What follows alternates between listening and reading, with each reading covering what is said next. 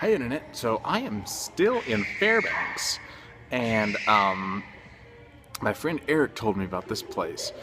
It is the possibly the last thing I would expect to find in the interior of Alaska. I'm at the Fountainhead Classic Car Museum, and take a look at that. Uh, so this is really cool. So they have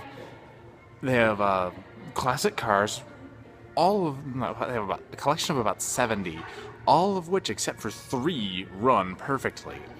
I am right now standing between the oldest car in the place, which is from 1898, and the newest car in the place, which is a 1936 Packard.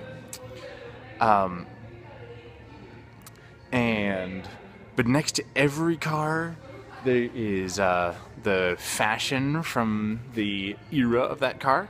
So we're gonna look around a little bit. This place is amazing.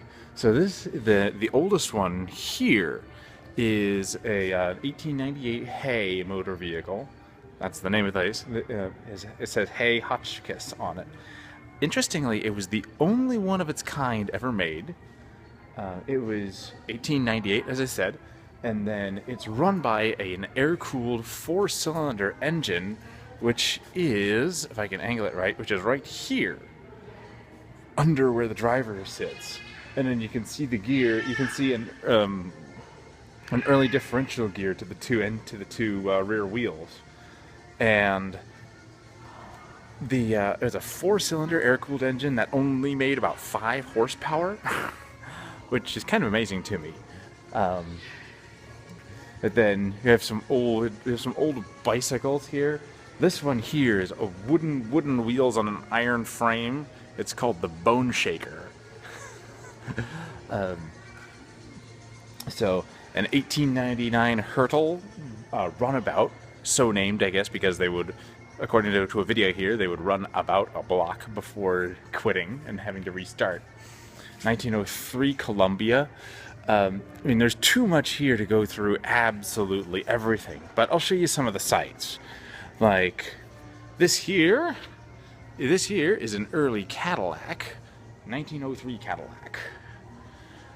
Let's see. All right, so this right here behind me is a 1910 Stanley, and it is a steam-powered roadster. So the hood is up at the moment because apparently the burner is cracked and it needs to be replaced. But I'll look at it here.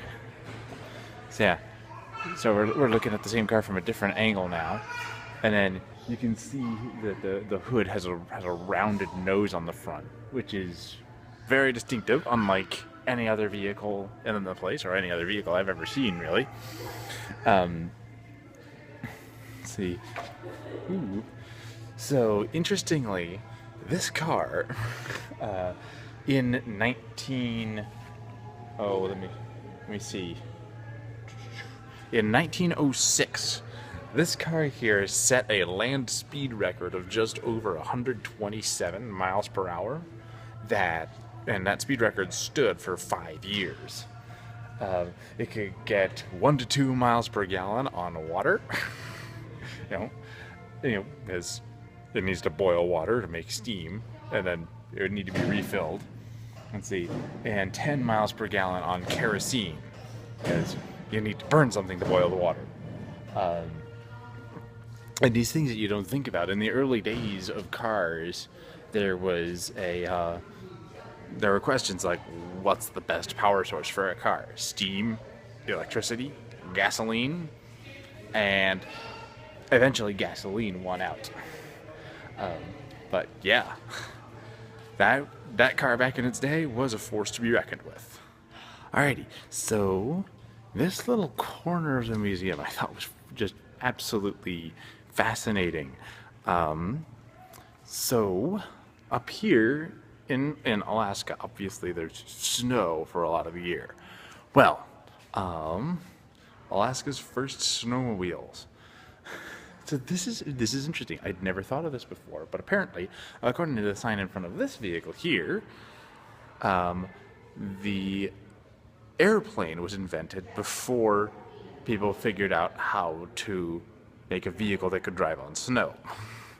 So the Wright brothers had their flight in 1903, if I'm not mistaken.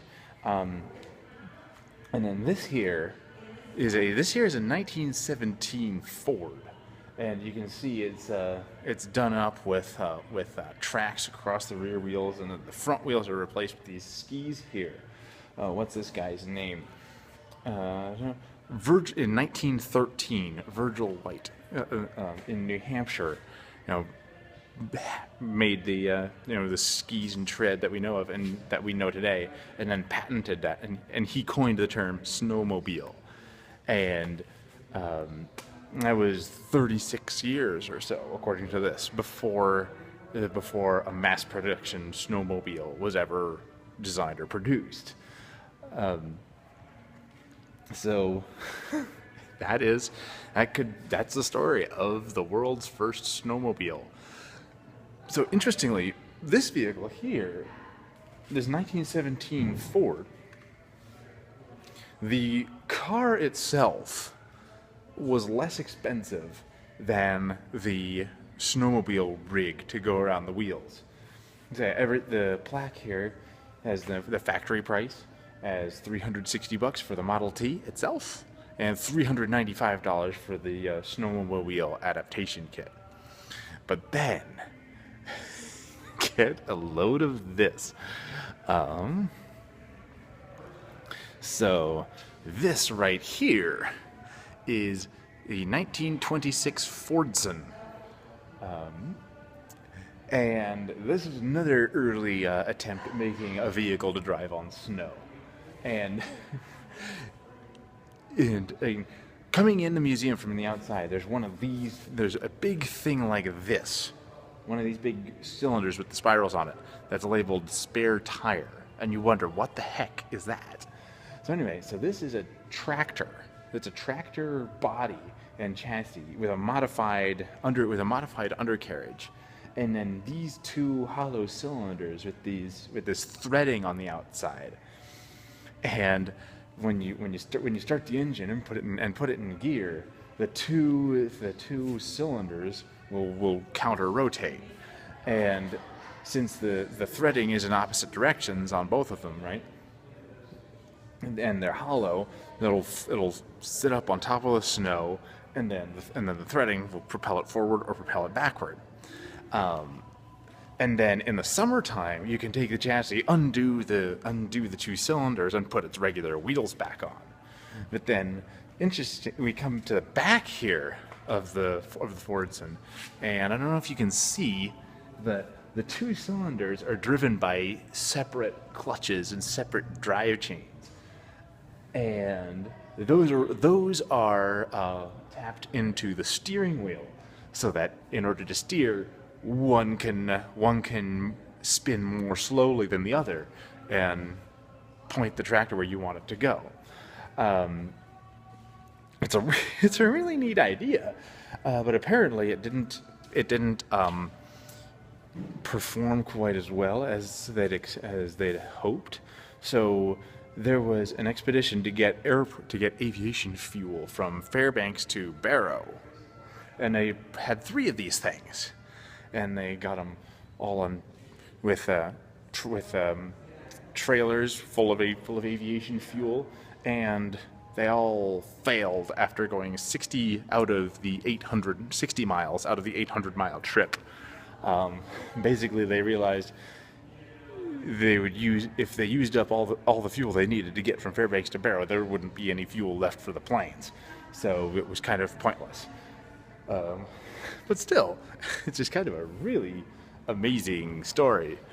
And then, if we come over here, we get to this little roadster here.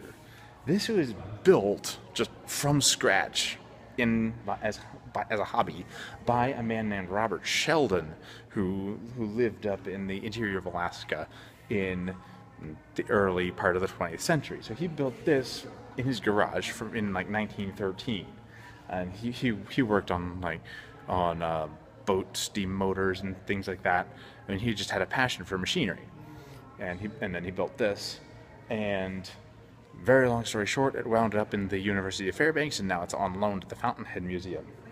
But then there's a story. I don't think it was this vehicle, but that same guy, Robert Sheldon, made the first Alaska road trip. Where, let's see, in 1913, he set out to drive in a car of the era from Fairbanks down to Valdez. And 3 guys paid him to take him to Valdez on the trip. Well, one guy paid him to take him about halfway. And then they had to contend with all the elements. Most notably, I'll show you the Tanana River had flooded from glacier melt. Well, had swollen. The water level had risen because the glaciers and snow were melting.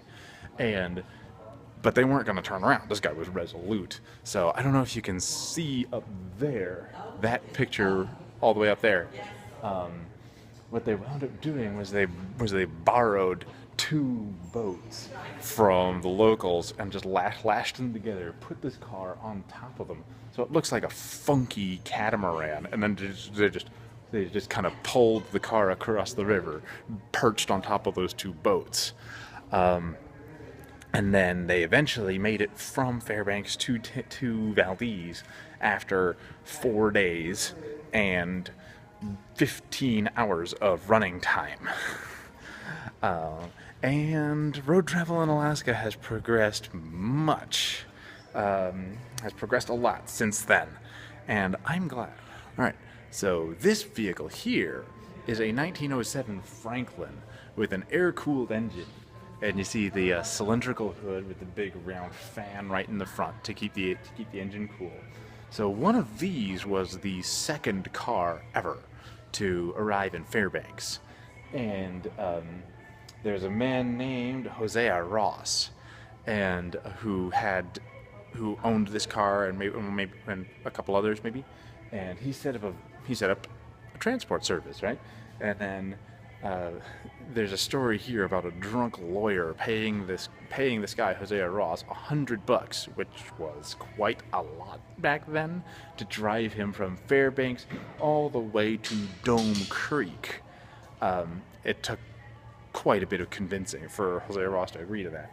But anyway, he got there. They survived the trip. Anyway. And then he wound up selling that car a few years later and carrying on that business with a couple Fords and a Dodge.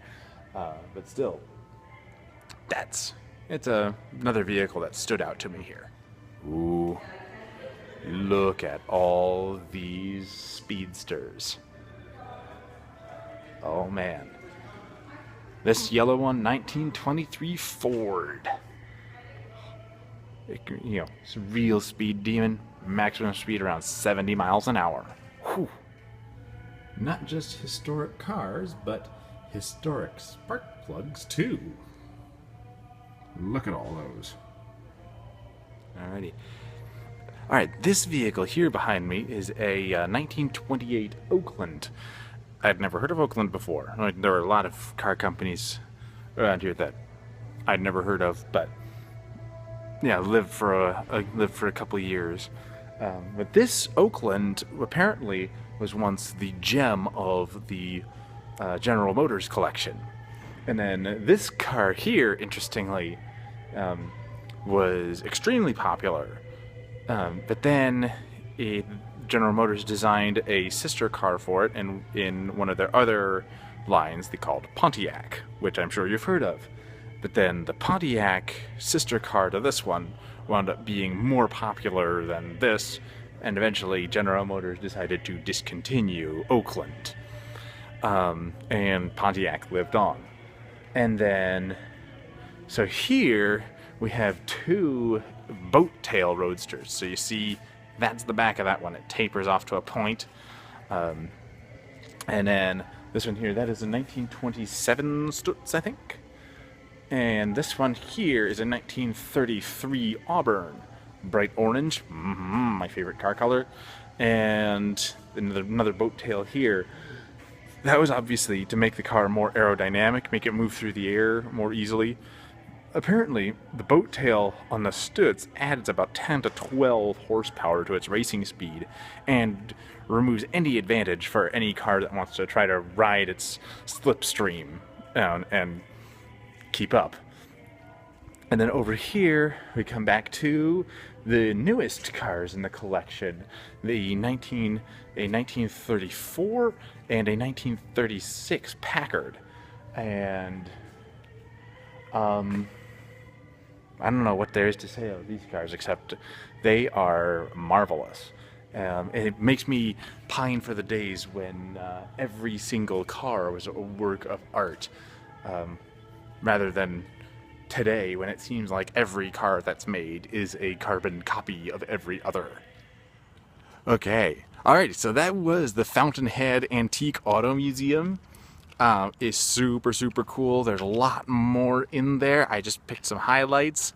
I'll put a link to their website in the description of this video.